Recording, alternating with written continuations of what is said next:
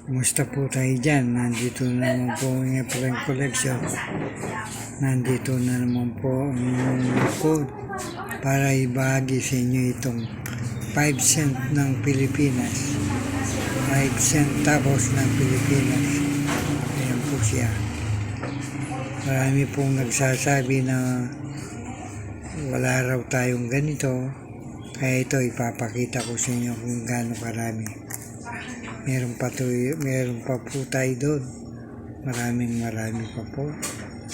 Kaya kung gusto nyong makakita ng ganito, mag-message lang po kayo sa Efren Collection. Ano po, ito po.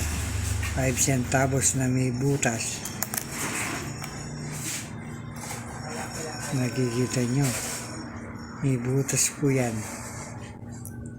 5 centavos. Ayan po, coins ng Pilipinas, 5 centavos ng Pilipinas. Ito po siya.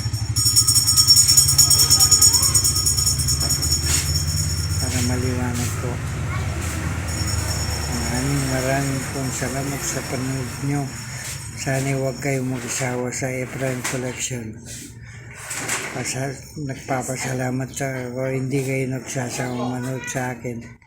Maraming salamat po.